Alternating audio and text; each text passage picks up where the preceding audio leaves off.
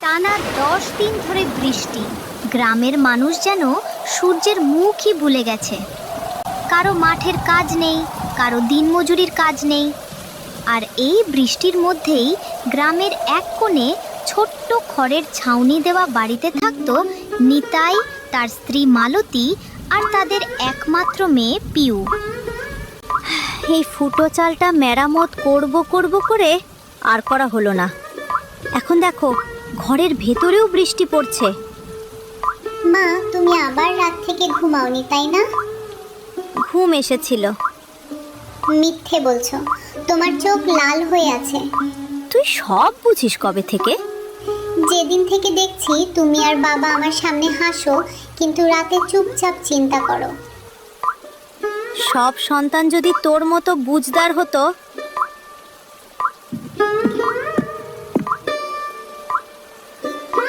বাবা, তুমি আবার কাজে যাবে? যাব না তো কি করব মা, ঘরে বসে থাকলে তো ভাত আসবে না। কিন্তু বাইরে তো খুব বৃষ্টি। বৃষ্টি থামার অপেক্ষা করলে সংসার থেমে যাবে। আজ কাজ না পেলেও মন খারাপ করবে না কিন্তু। তুই থাকলে মন খারাপ বেশিক্ষণ থাকতে পারে নাকি? তাহলে একটা কথা দাও। কি কথা? খালি পেটে থাকবে না। আচ্ছা বাবা, কথা দিলাম।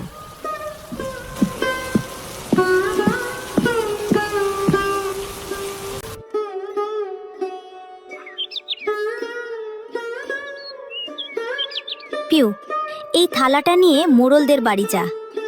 গত মাসে তাদের হাড়ি নিয়েছিলাম, ফিরিয়ে দিয়ে আয়। আচ্ছা মা।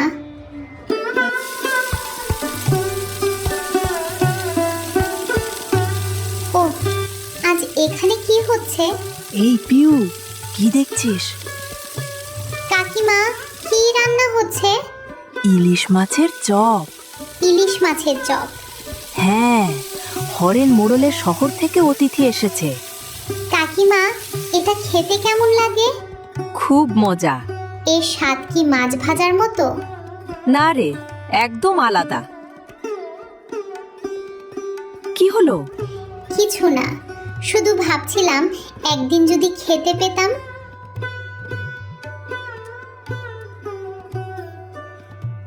সেদিন বাড়ি ফেরার পথে পিউর মাথায় শুধু একটাই কথা ঘুরছিল, ইলিশ মাছের চপের স্বাদ কেমন হতে পারে। আর সেই ছোট্ট ইচ্ছাটাই খুব শিগগির তাদের জীবনের মোড় ঘুরিয়ে দিতে চলেছিল। কি হয়েছে রে? মোড়লদের বাড়ি থেকে আসার পর থেকে দেখছি চুপচাপ বসে আছিস। কিছু না মা। আমার কাছে লুকাবি? তাহলে মুখটা এমন কেন? মা, একটা কথা জিজ্ঞেস করব? কর। ইলিশ মাছ কি অনেক দামি? হঠাৎ এই কথা কেন? এমনি। না, এমনি না, কিছু একটা হয়েছে। আজ মোড়লদের বাড়িতে ইলিশ মাছের চপ দেখলাম তো।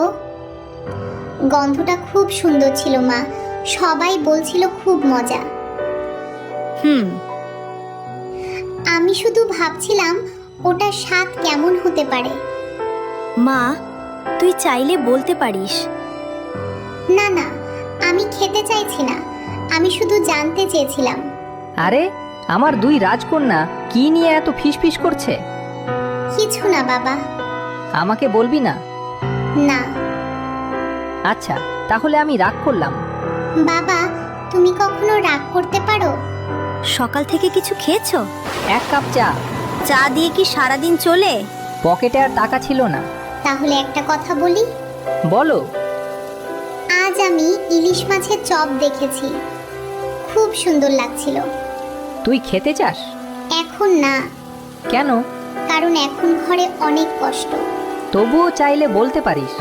বাবা, তুমি কি জানো আমি কি চাই? তুমি যেন আর মন খারাপ না করো। যেদিন তোমার অনেক টাকা হবে সেদিন আমরা সবাই মিলে ইলিশ মাছের চপ খাবো। আচ্ছা, কথা দিলাম।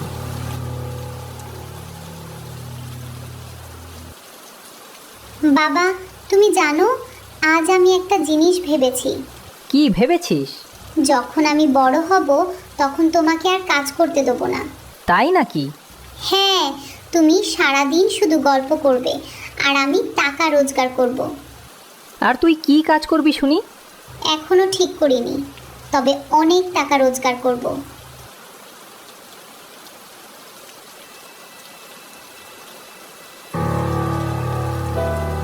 পিউর কথা ভাবছো?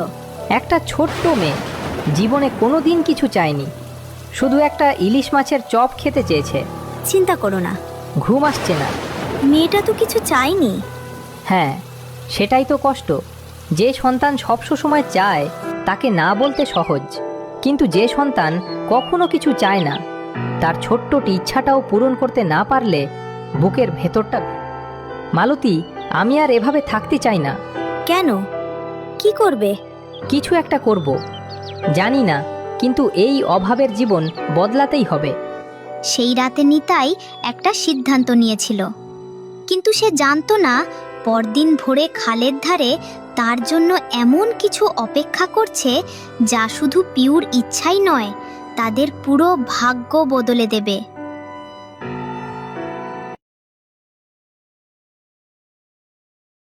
এত ভোরে কোথায় যাচ্ছ? খালের দিকে। কাজের জন্য? কাজ তো নেই, ভাবলাম খালে যদি কিছু মাছ পাই। সাবধানে যেও, পানির স্রোত অনেক। চিন্তা করো না। খালের ধারে পৌঁছে নিতাই অবাক হয়ে যায়। টানা বৃষ্টির কারণে খালের পানি বেড়ে গেছে। ছোট ছোট মাছ আর চিংড়ি পানির সঙ্গে ভেসে এসেছে। আরে এত চিংড়ি, এতগুলো চিংড়ি, এমন তো আগে কখনো পাইনি। আজ যদি এগুলো বিক্রি করতে পারি তাহলে অন্তত 2-4 দিনের বাজার হবে। মা, বাবা এখনো এলো না কেন?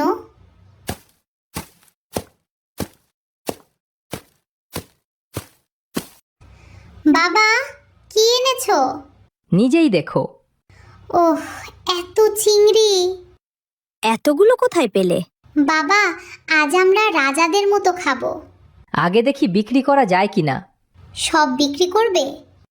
কেন? আমাদের জন্য কিছু রাখো না। শোনো, একটা কথা বলবো। সব চিংড়ি বিক্রি না করে কিছু রেখে দিই। চিংড়ি দিয়ে চপ বানাবো। চপ? হ্যাঁ। মা, সত্যি? তাহলে আমিও সাহায্য করব। কিন্তু চিংড়ির চপ কে খাবে? আগে বানিয়ে দেখি কেমন হয়। মেয়েটা ইলিশের চপ খেতে চেয়েছিল, সেটা তো সম্ভব নয় এখনই। তাই ভাবলাম চিংড়ির চপ বানাই কয়েকটা। ঠিক আছে মা, বাবা সন্ধেবেলায় বাড়ি ফিরলে আমরা সবাই মিলে চিংড়ির চপ বানাবো।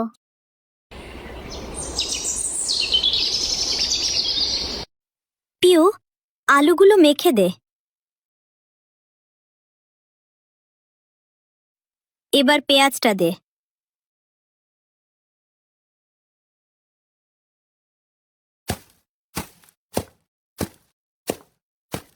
দেখছি মা মেয়ে মিলে বড় আয়োজন করছো।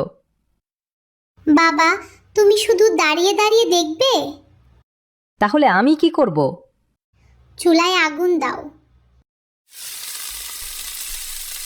উফ, কি গন্ধ!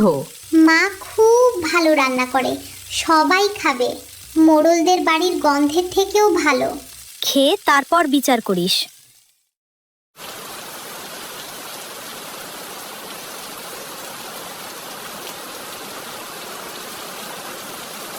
ভাই, একটু দাঁড়াতে পারি? বৃষ্টিতে একেবারে ভিজে গেছি। আসুন আসুন। কি সুন্দর গন্ধ! কি বানাচ্ছেন? চিংড়ি মাছের চপ। চিংড়ির চপ? এটা তো আমি কখনো খাইনি। আমরাও আজ প্রথম বানিয়েছি। তাহলে আমি কি প্রথম ক্রেতা হতে পারি? ক্রেতা নয়, অতিথি। নিন।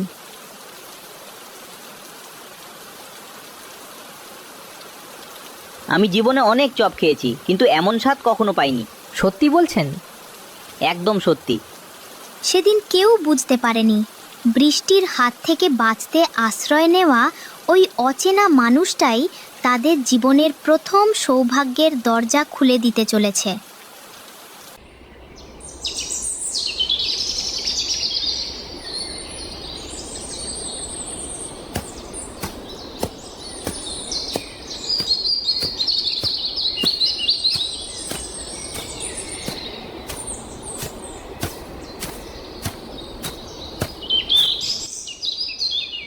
কি গো দাদা, কোথা থেকে এলেন?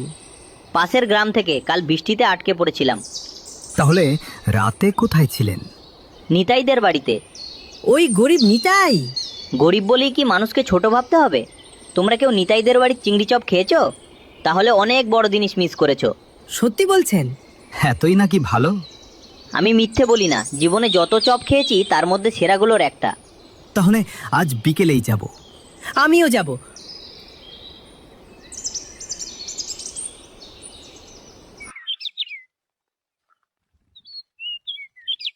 শুনলাম চিংড়ি চপ বানাও।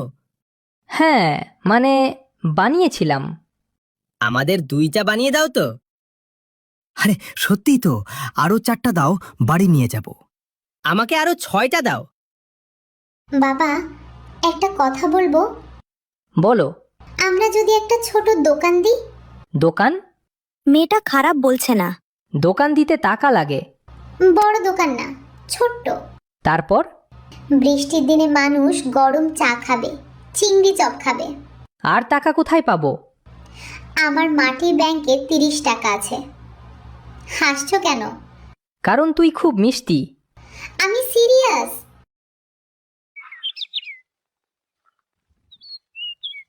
বাবা দেখো না কি সুন্দর লাগছে। সুন্দর তো লাগছে। আজ অনেক বিক্রি হবে। সকাল থেকেই স্বপ্ন দেখা শুরু করেছিস? স্বপ্ন না দেখলে মানুষ বড় হয় কিভাবে?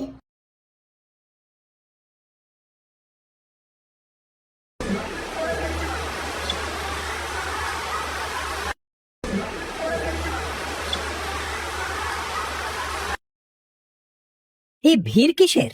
নিতাইদের চিংড়ির চপের। নিতাই ওই দিনমজুর? হ্যাঁ। একটা চপ বিক্রি করে মানুষ নিজেকে ব্যবসায়ী ভাবতে শুরু করেছে। অসম্ভব, একটা দিনমজুরের দোকানে এত ভিড়। কিন্তু চপ নাকি সত্যিই খুব ভালো। চুপ কর, আমার বাবার এত জমি, এত টাকা, আর গ্রামের লোক এখন নিতাইয়ের নাম করছে।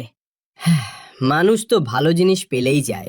আমি দেখছি এই দোকান বেশি দিন চলবে না। এবার দেখব কে নিতাইয়ের দোকানে যায়। চল দেখি কেমন। মন্দ না, কিন্তু পিউদের চিংড়ির চপের মতো স্বাদ নেই। হ্যাঁ, ওদের চপে অন্যরকম একটা ব্যাপার আছে।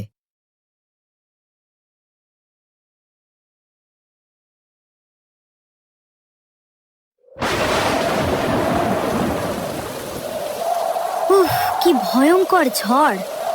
মা, আমাদের দোকান? উপরওয়ালা রক্ষা করুক।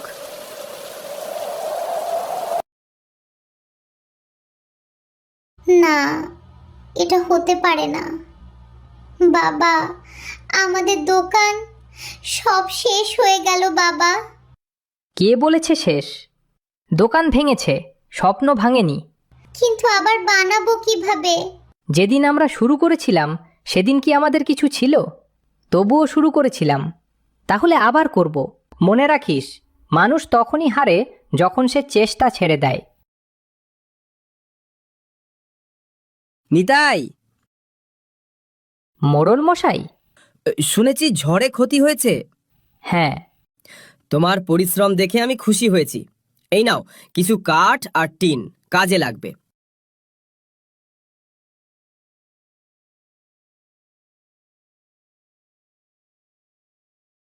আজ একটা পুরনো কথা রাখবো। কোন কথা? মনে নেই? একদিন তুই বলেছিলি ইলিশ মাছের চপ খেতে চাস। এই নে মা। তাহলে বলো, ইলিশ চপ বেশি ভালো নাকি চিংড়ি চপ? চিংড়ি চপ। কেন? কারণ ইলিশ চপ শুধু একটা খাবার, চিংড়ি চপ আমাদের কষ্টের গল্প, আমাদের স্বপ্নের গল্প, আর আমাদের জেতার গল্প। অভাব তাদের থামাতে পারেনি, কারণ তারা শুধু ভাগ্যের অপেক্ষা করেনি, নিজেরাই নতুন পথ তৈরি করেছিল।